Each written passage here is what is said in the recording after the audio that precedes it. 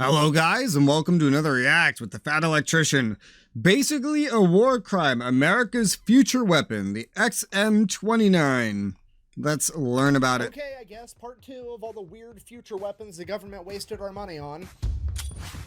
Today we're talking about that time that Uncle Sam decided that he wanted to take the M16, the US military's primary firearm, and replace it with a grenade launcher. But first, an angry rant, an ad, brought to you by my favorite— That looked like something from a video game. App, Ground News. They collect news from over 50,000 sources, sticking it into one convenient app, allowing you to compare all the news coverage— Is this music coming from the video? Oh. What the heck?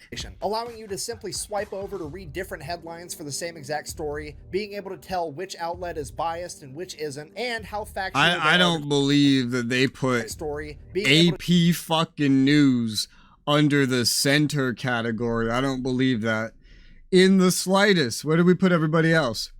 Okay, at least they have Fox on the right. Where the fuck is CNN? Why is CNN? What the fuck? We got AP in the middle. I think like one of the only things we got right is Fox. What the hell is going on? This should be a lot different. To tell which outlet is biased and which isn't. Center should be basically unbiased. Yeah?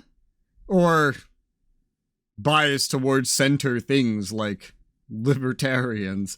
And I doubt this is correct with either of those perspectives. And how factual their articles actually are. And that fact— I hate that, you know. This isn't the first ground news thing I've seen, but I hate this thing in recent history, modern day, where we have fact checkers. Like, why would I believe you?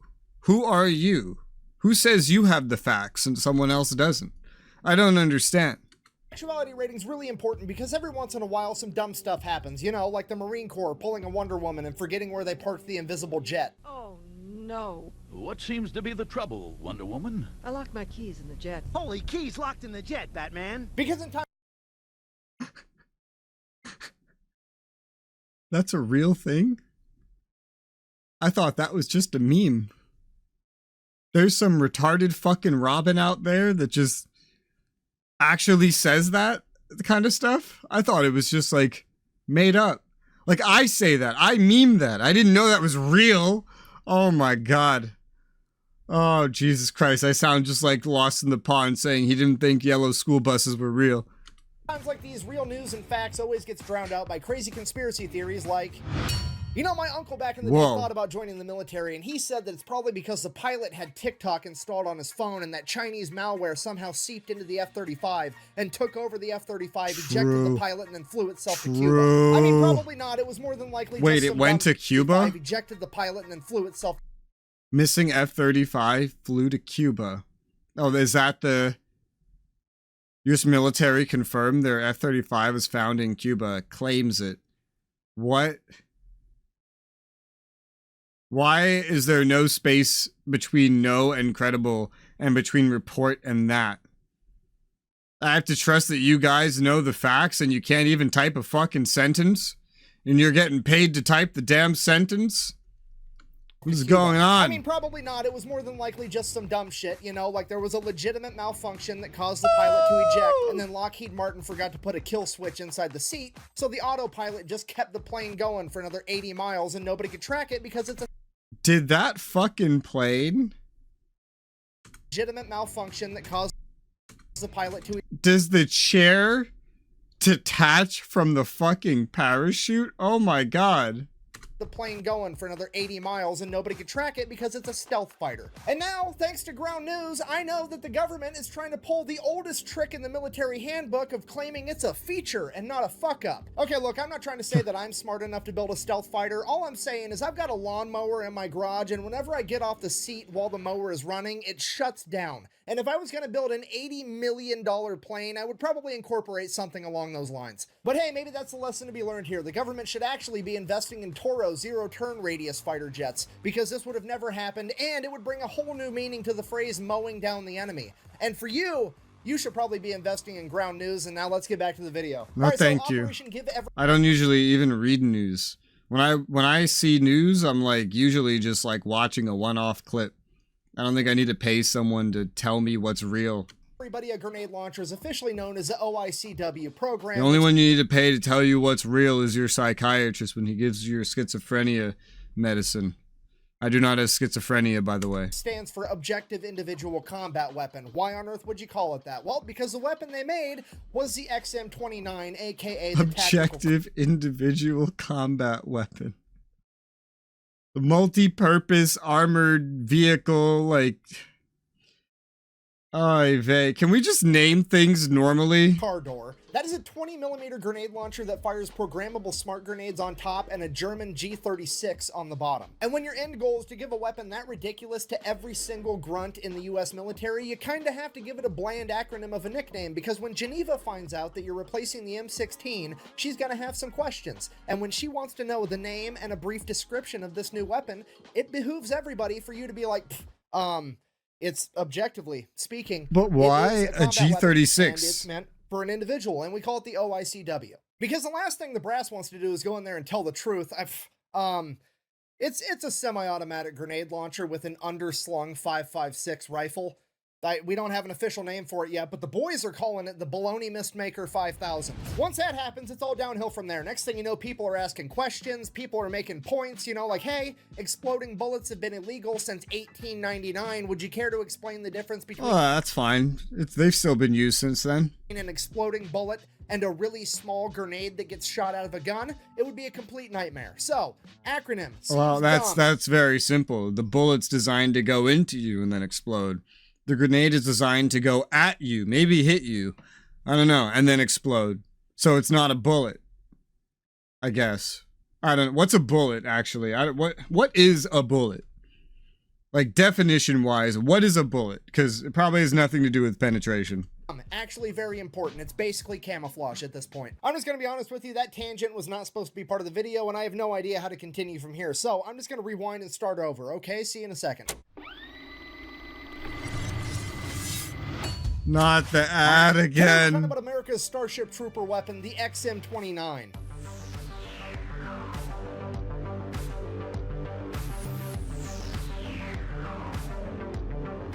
Woo! Woo! Alright, so picking up where we left off. Last week we covered the ACR program, the Advanced Combat Rifle. Basically the military came out right after Vietnam and said, hey, we want a new weapon to replace the M16. Right here. We want it to be twice as accurate as the M16 is. And all the weapons manufacturers took that as, hey, let's build a bunch of space guns to hunt aliens with. There was all kinds of craziness going on. They had guns that were shooting darts. They had guns that had grandfather clocks inside of them. And Colt even made a gun that must have been German. Shot a bad guy, it was worth double XP. And when the smoke settled from all this ridiculous innovation, somewhere along the way, the military came to the conclusion of like, oh, instead of trying to rebuild a gun from the ground up, we could just put a scope on the M16 and it'd be way more accurate. And that's the story of how the American military got ACOGs in the M145 combat option. ACOGs. Which is great. The only problem was they spent $300 million to figure out that guns are more accurate when you put scopes on them. Oh my god. Why? Why? Why do you have to be so fucking stupid? And now people want answers. So the government launched an internal investigation against itself, and you're never going to believe what happened. It's innocent. The government determined that the government did nothing wrong. What a surprise. You see, the program didn't fail because of corruption or the government's inability to point out obvious shit. Clearly, the program failed because the government has done such an incredible job with the M16A2, it simply can't be beat ever. It is the pinnacle of ballistic performance. They have maxed out the skill tree on small arms and bullets. There's nothing else that can be done. We live in a golden age. Everything worth discovering has been discovered. Is that the same guy as the teacher in Harry Potter that comes in one of the later movies that sucks? The movie, not the teacher. The report then goes on to recommend the one that taught Voldemort still wanted to increase the lethality and that gave Harry drugs that he pretended to give to Ron. The only option they should pursue is an explosive option, i.e. we're all getting grenade launchers. Yes! That's awesome! So they fire up the government contracts, and this time they do actually have a declared winner, and that is HK with their submission, the XM-29. And to be fair, technologically speaking, this thing is actually really impressive. That scope on top isn't just a scope, it's a regular scope, a night vision scope, a thermal scope, a rangefinder, and a ballistic calculator all in one. And using That is setup, pretty they're able cool. to pre-program every grenade before they fire it to airburst mode so it blows up at a certain distance away from the gun, not necessarily before it hits something. All right, so in theory, for example, how this is supposed to work is say there's a bad guy hiding behind a concrete wall, so you whip out the Baloney Mistmaker 5000. You then point the gun at the concrete wall the bad guy's hiding behind, you click this little dot button by the trigger, that tells the laser rangefinder how far away the wall is. Then if you want it to explode a little bit past the wall, you hit the plus a few times. Now the grenade is going to be programmed to explode a little bit past the distance of where that wall is away from you. So then you just fire the grenade right over the top of the wall, and it's going to explode as soon as it passes the wall right on top of the enemy's head. And then if the situation doesn't really call for grenades, it also has an underslung 5.56 rifle that is essentially the HKG-36. And most importantly, on that rifle, damn, that is a big fucking scope, dude. I guess it has to be.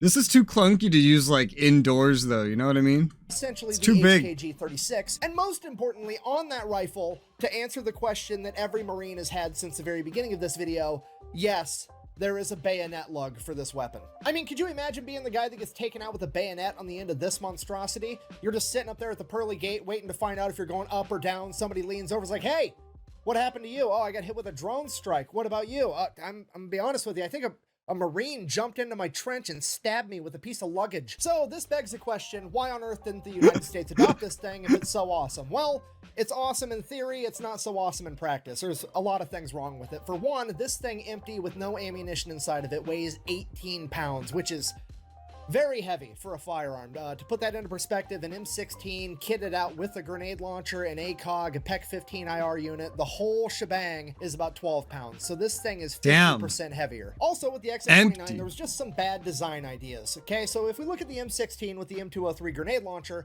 notice how it shoots bullets and it shoots grenades, and there is a trigger for shooting grenades and there is a trigger for shooting bullets. They're separate. Then you look over at the XM-29, there's only one trigger and it shoots both bullets and grenades. And the only differentiator between the two is this little selector switch right here, KE standing for kinetic energy or bullets, and HE standing for high explosive. So I mean, could go wrong. Somebody forgetting where their selector switch is, firing a warning shot, and whoops, that was a grenade, not a 5.56 round.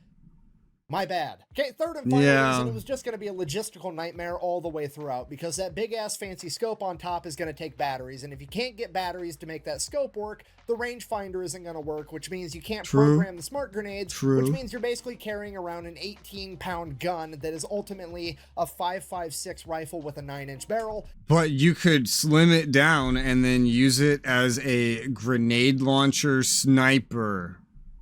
Think about that. And a 9-inch barrel at 5.56 gives you a range of like 200 yards, so it just doesn't work out if you don't have batteries. Secondly, even if you can get batteries all the way there, you gotta have smart grenades which have microchips on them. And I don't know what you know about American manufacturing, but we're not that great at making microchips, and the places we get all our microchips from are either places we're likely to go to war with, or places that are bordering places that we're likely to go to war with, which could pose a huge issue in ammo procurement should war break out. Oh, that's changing now. At the time of recording, I saw what's their faces, the ones that make all the things in Taiwan.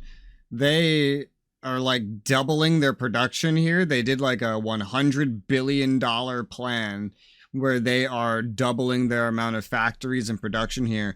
And at the new like 2mm size or whatever, they are having 30% of their global production be here, which is crazy, man.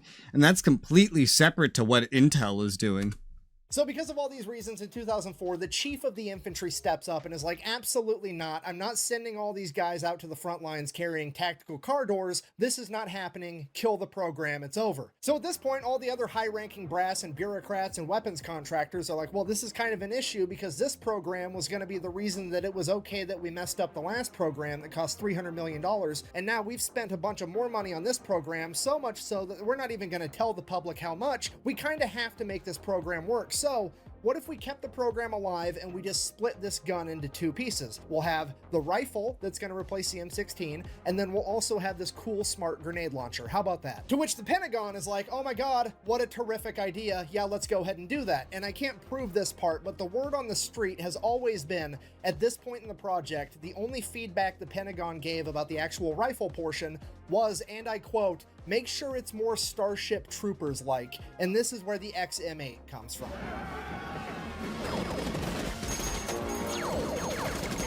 And while the G8 does look really cool and super futuristic, ultimately it was just the German service rifle, the G36, that HK took and wrapped inside of a plastic body kit to make it look cooler, and then tried to sell it to the American government. And their big selling point was going to be that the new XM8 was going to be modular, meaning that you could take different barrel lengths and stick them on the same gun, making it so it was better at America loves modular. If you were going to be doing a bunch of close quarters combat, you could have a little short barrel, and if you were going to be doing further out combat, you could have a longer barrel for improved accuracy, which honestly is a terrific idea. The only problem is the AR platform, the M16, the M4, it can already do that. So just to be clear, it doesn't do anything new that the M16 isn't already doing, and it shoots the exact same bullet. So there's pretty much no reason whatsoever to waste the money in switching rifles to a rifle that's basically the same. But there's money and reputations on the line, so they're going to keep trying to make it happen anyways. They end up ordering a bunch of prototypes, have it tested by the military, and everybody finds out pretty much immediately, oh hey, when you shoot a bunch of bullets through this plastic gun, it gets hot, and then the plastic starts melting off the gun. So the XM8 ends up getting scrapped in 2007, but there is a silver lining. It's not a complete loss because we still have the XM-29, the smart grenade launcher. And this thing is actually absolutely awesome. It's pretty much the same grenade launcher from the XM-29. Was the focus. The only thing they changed is they bumped it up from a 20mm to a 25mm grenade to make it a little bit more lethal. Now that it's dedicated, you might as well. Is instead of having everybody in the military carry a grenade launcher, you're just going to take one guy from the squad and have him be the smart grenade launcher. It's a really cool grenade launcher. You gain one guy that can shoot smart grenades 700 yards. It's a pretty fair trade-off and probably a really good idea in a lot of use cases. So they give it to the grunts and send them off to war, and seemingly everybody loves it. The Rangers get a hold of it, they seem to like it, they give it to the 101st Airborne, and those guys absolutely love it. They end up nicknaming it the Punisher. Some of the leaders in the infantry are quoted as saying it'll turn a 30-minute gunfight into a 3-minute gunfight. This thing is absolutely awesome because you can have everybody using their M16s, their M4s, their 240s, their saws, laying down suppressing fire, forcing the enemy to hide behind cover, and then just use a grenade to take out the enemy from behind cover, and it's a huge so it's still programmable advantage. And this goes on for years until one day in 2016 the entire narrative changes, and seemingly overnight the XM-25 Punisher becomes a giant piece of shit. Somebody starts digging up all these old stories looking for anything in the history of the XM-25 that could be used against it. Like there was this one time back in 2012 where this one Ranger unit on this one mission decided that they would rather have a rifleman instead of this grenade launcher. Therefore, this weapon must not be very reliable. It's not like the Rangers are a special operations unit, and maybe that particular mission didn't call for a fucking grenade launcher, but whatever. Oh, and then there was this one time in 2013 where the weapon malfunctioned one time and all the safety features worked exactly how they were supposed to. You know, evidence-based processes are not always better than evidenceless, because there's usually evidence towards anything. Like how we discredit politicians when they run for something. You could find a politician doing anything to incriminate him of something. Humans live fairly long lives. They do a lot of things, and it's just too easy, you know?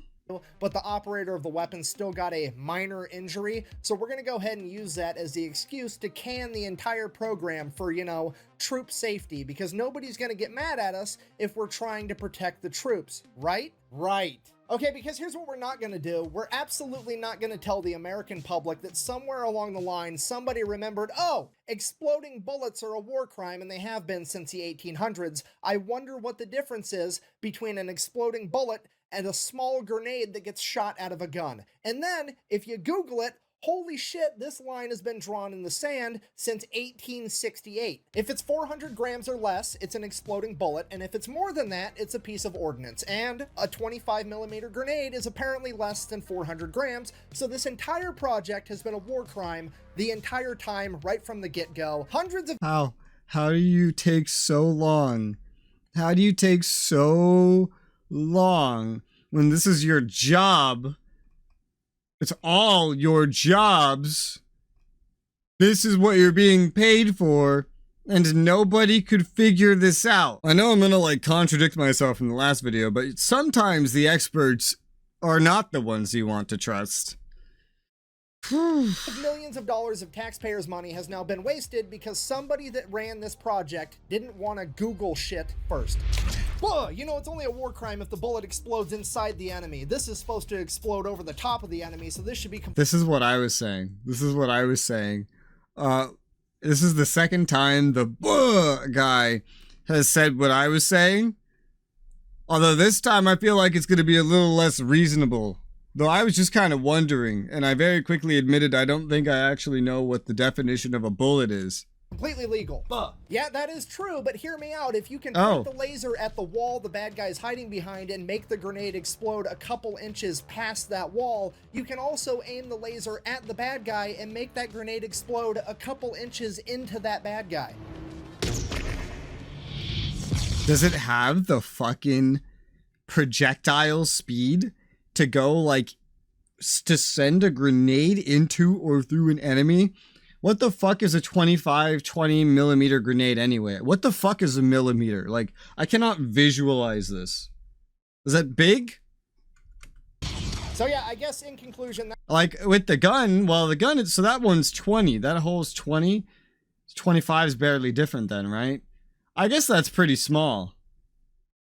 I could see how that could go through a person if it shoots fast enough. Does it shoot that fast? That's the story of the OICW program. That time the US government decided that they were going to spend 3 decades and hundreds of millions, if not billions of dollars to develop a fancy new futuristic grenade launcher that from its inception, the very idea of it was actually illegal. Thanks for watching. Best way to support the channel is go buy some merch over at thefatelectrician.com. Quack bang out.